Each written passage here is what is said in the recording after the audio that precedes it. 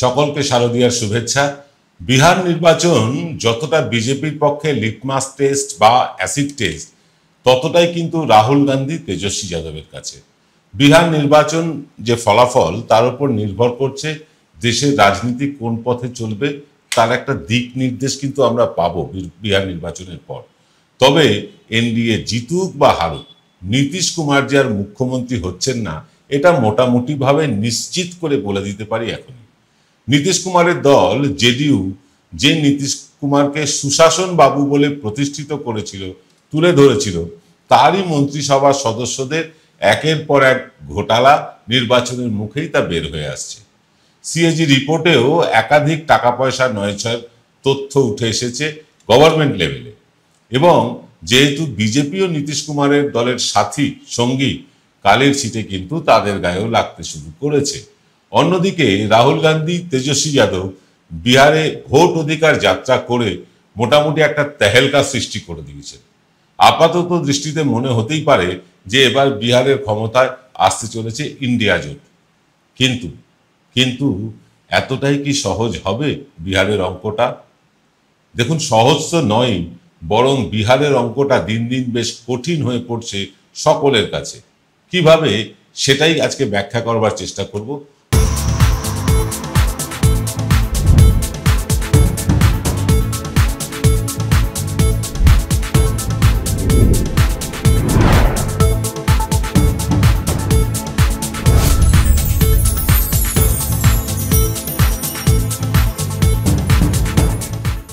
নমস্কার, সকলকে শুভ সন্ধ্যা জানিয়ে শুরু করছি আপনাদের সবচেয়ে প্রিয় চ্যানেল এনকে ডিজিটালের সান্ধ্য সম্প্রচার এক্স ফ্যাক্টর।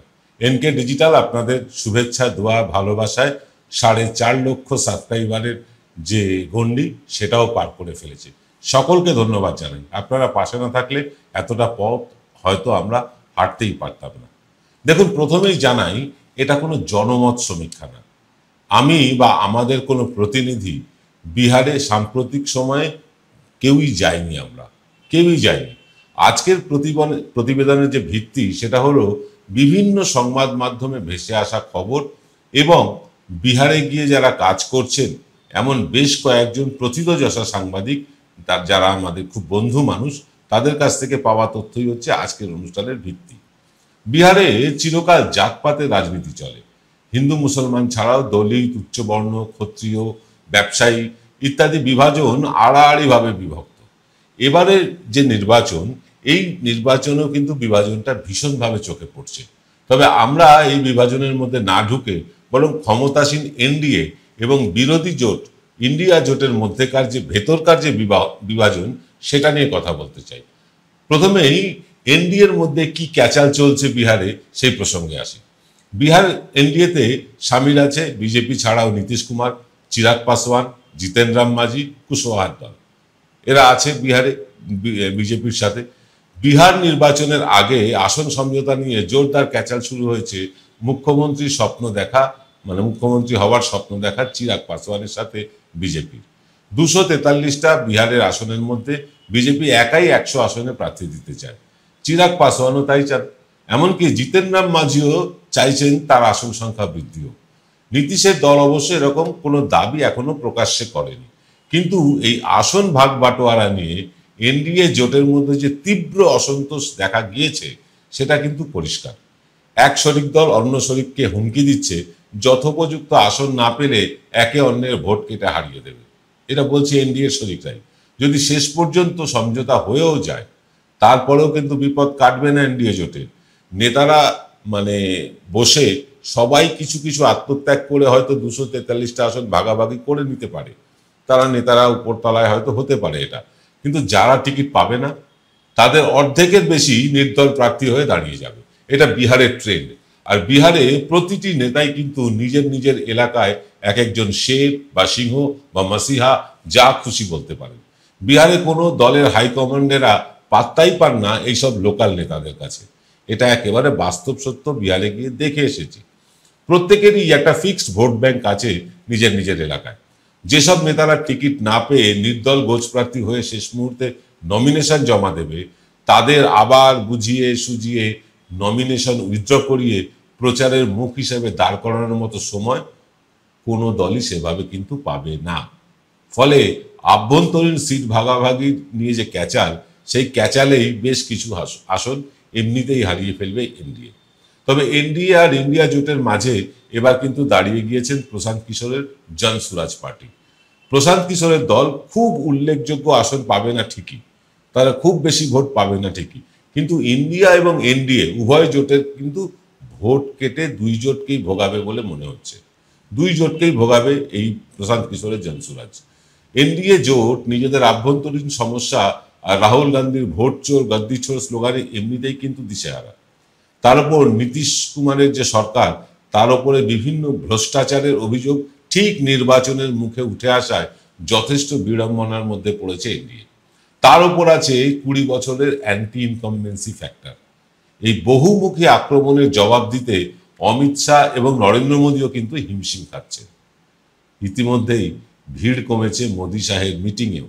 বিগত নির্বাচনের আগে যে বিহার প্যাকেজের কথা স্বয়ং প্রধানমন্ত্রী করে গিয়েছিলেন, তার ছিটে ফোটা তো জোটেইনি, উল্টে বিহারে একের পর এক ব্রিজ ভেঙে পড়েছে, রাস্তাঘাট খানাখন্দে ভরে গিয়েছে, মানুষের কোনো নাগরিক পরিষেবা নেই। বিহারে সাম্প্রতিক বন্যায় যে কবলিত আছেন যে মানুষ, অসংখ্য মানুষ আছেন, তারা সরকারি ন্যূনতম পরিষেবাটুকু পাচ্ছেন না। আর গোদের ওপর বিষ ফোঁড়ার মতন চেপে বসেছে এই স্পেশাল ইন্টেন্সিভ রিভিশন বা এসআইআর এর গেড়ো। প্রায় 65 লাখ লোকের নাম নির্বিচারে ভোটার লিস্ট থেকে মুছে দিয়েছে নির্বাচন কমিশন। যাদের নাম বাদ গিয়েছে অনৈতিকভাবে, তারা নাম তুলতে গিয়ে নানান হয়রানির শিকার হচ্ছেন বলে খবর এর মধ্যে পাওয়া যাচ্ছে। তবে শোনা যাচ্ছে প্রায় 68 থেকে 70% মানুষের নাম আবার ভোটার লিস্টে সংযুক্ত করতে বাধ্য হয়েছে মানে নির্বাচন কমিশন। সুপ্রিম কোর্ট আধার কার্ডকে মান্যতা দেওয়া বা ভোটারের প্রামাণ্য নথি হিসাবে যে আদেশ দিয়েছেন, তার ফলে যাদের নাম বাদ পড়েছিল বা এখনো বাদ পড়ে আছে, সেই মানুষের রাগ ক্ষোভ সব গিয়ে পড়েছে বিজেপি এবং জেডিইউর ওপরে, কারণ তারা সরকারে আছে। তাদের ধারণা সরকার ইচ্ছে করেই তাদের হয়রান করতে চেয়েছে। সব মিলিয়ে এনডিএ জোট বিহারে কিন্তু একটুও স্বস্তিতে নেই এই মুহূর্তে দাঁড়িয়ে। ঘরে বাইরের সাঁড়াশি চাপে একেবারে স্যান্ডউইচ হয়ে গিয়েছে তারা। তার মানে যদি মনে করেন ইন্ডিয়া জোটে কোনো সমস্যাই নেই আর ক্ষমতায় আসবে তারাই, তাহলে বলবো ইন্ডিয়া জোটের অঙ্কটাও কিন্তু বেশ জটিল হয়ে উঠেছে। সেটাই বলতে ফিরছি ছোট্ট একটা বিরতির পর। জয়গুরু রত্নভান্ডার জ্যোতিষ সীমা, এখানে গোল্ড মেডেলিস্ট জ্যোতিষী বসেন। হাই কোয়ালিটির আসল গ্রহরত্ন সবচেয়ে কম দামে এখানে পাওয়া যায়। স্থান বেলঘড়িয়া রানী পার্ক, বটতলা, 2 নম্বর রেলগেটের নিকটে। 9681345722 এবং 9007778922।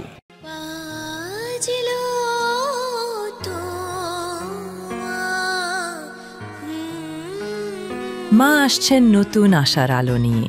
আপনার স্বপ্নের ঠিকানা খুঁজে নিন এবারের পুজোতেই। Ashoka Group, redefining realty. Phone করুন 9163502850।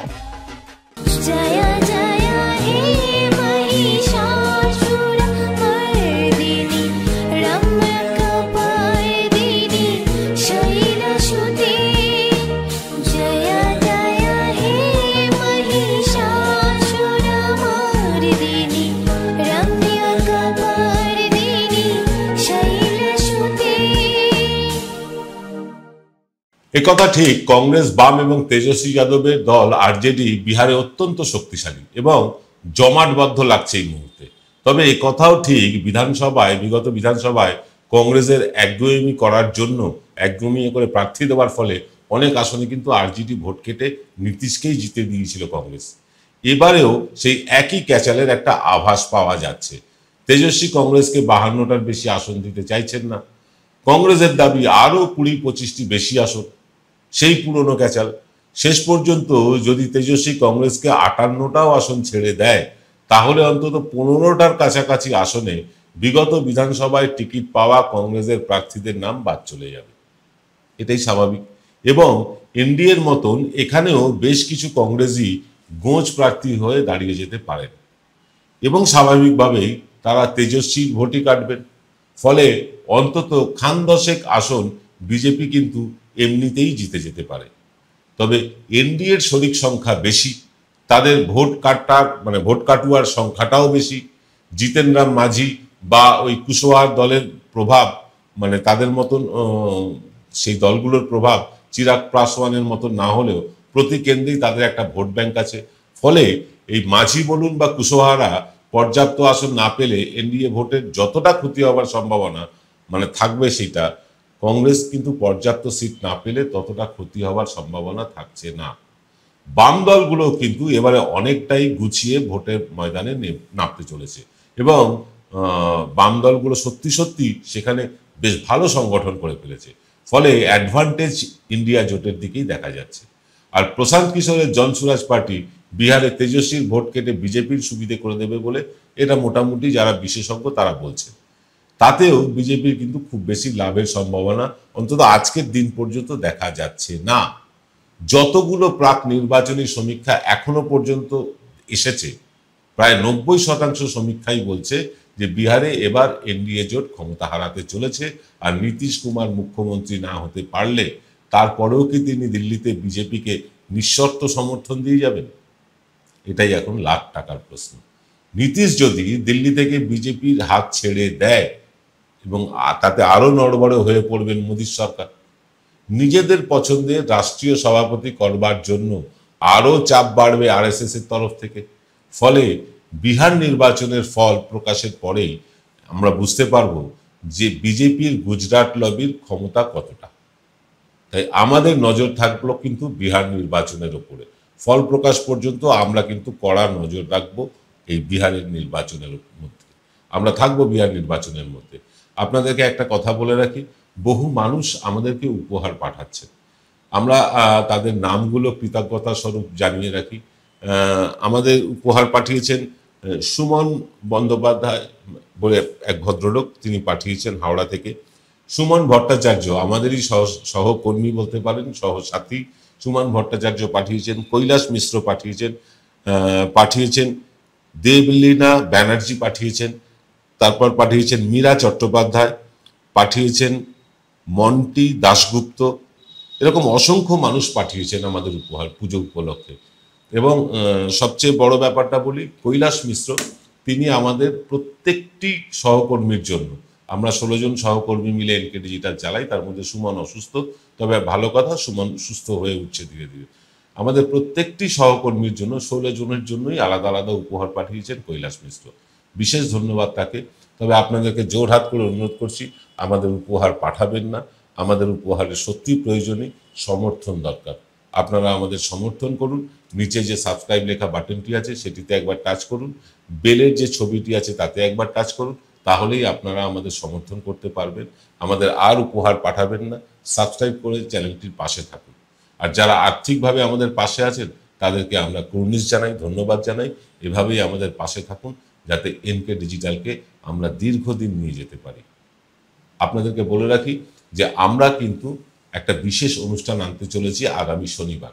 আগামী শনিবার আমাদের যে অনুষ্ঠানটা আসবে তাতে আমরা একদম চুলচেরা বিশ্লেষণ করব যে বিজেপি যে 10টা আসনে 5000-এর কম ভোট পেয়েছিল, সেই 10টা আসনের বর্তমান পরিস্থিতি পশ্চিমবঙ্গে, আর তৃণমূল যে 20টা আসনে 5000-এর কম ভোট পেয়েছিল সেখানকার পরিস্থিতি কি। অর্থাৎ এই যে 10 আর 20 30টা আসনে উভয় দলই 5000-এর কম করে ভোট পেয়েছিল, এই ভোটগুলো এই আসনগুলোতে কে কতটা শক্তি বৃদ্ধি করতে পেরেছে বা কে কতটা এগিয়ে আছে পিছিয়ে আছে তার একটা পুঙ্খানুপুঙ্খ আলোচনা করব শনিবার দিন রাত্রিবেলা। দেখতে ভুলবেন না। আজ এই পর্যন্ত, সকলে ভালো থাকবেন। শুভরাত্রি।